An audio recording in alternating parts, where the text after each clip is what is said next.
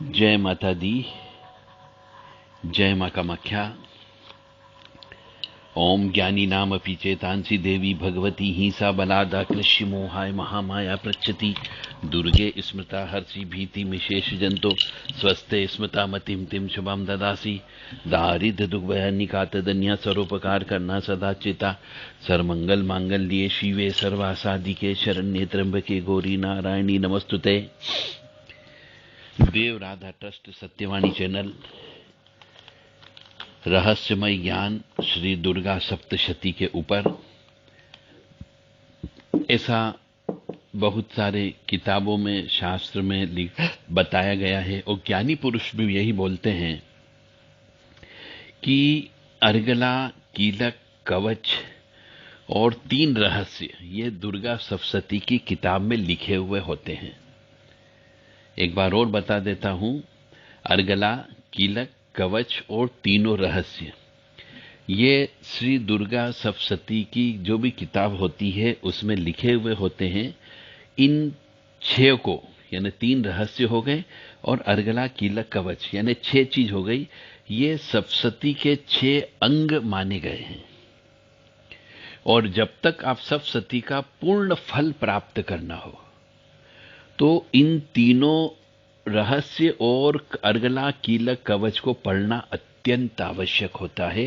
तो ही दुर्गा सप्तशती के पाठ का पूर्ण फल प्राप्त होता है।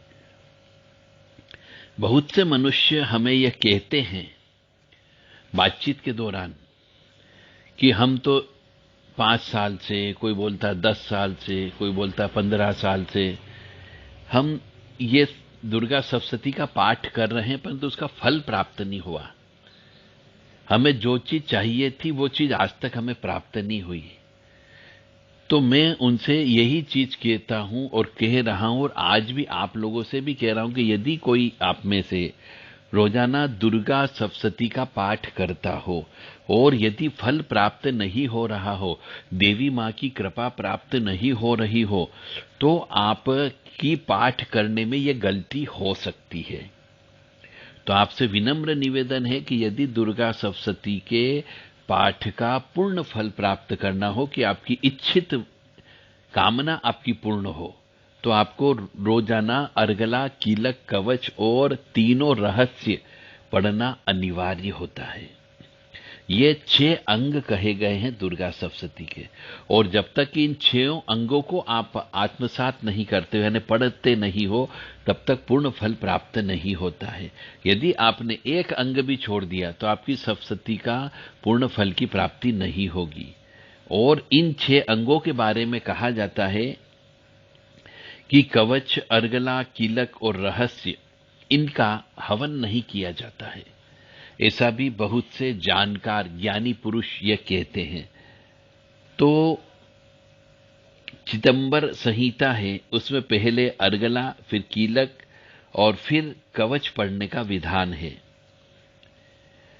तो इसको अवश्य पढ़ें और इन 6 अंगों का हवन नहीं किया जाता है, इस बात का ध्यान रखें।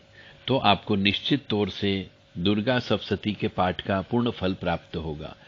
एक और विशेष चीज है कि दुर्गा सप्तशती का पूर्ण फल प्राप्त करने के लिए जो उसकी चाबी है, चाबी का मतलब हवन, जितना आप पाठ करते हैं श्री दुर्गा सप्तशती का 13 अध्याय का, उसका दशांश यानी 1/10 आपको हवन करना अनिवार्य होता है।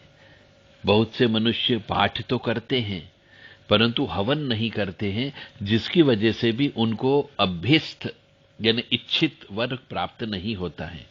जिस चीज के लिए वो संकल्प लेते हैं वो संकल्प पूरा नहीं होता है और फिर दोष दूसरों को देते हैं, पंडितों को दोष देते हैं या फिर देवी मां को दोष देने लगते हैं कि ईश्वर होता ही नहीं है, ऐसे किताबें बना दी, तरह तरह के उल्टे सीधे जवाब देते हैं। तो मेरा जो उन सब से विनम्र निवेदन है कि कोई भी कार्य करें विधि विधान से करें और जो बताया गया है उसी बताए गए अनुसार ही आपको पाठ करना चाहिए। जिस प्रकार हम कोई भी इलेक्ट्रॉनिक आइटम चलाते हैं, प्रयोग करते हैं, तो उस इलेक्ट्रॉनिक आइटम प्रयोग करने के कुछ नियम होते हैं कि इस मशीन को इस तरीके से चलाई जाए तो ये मशीन अच्छे तरीके से चलेगी।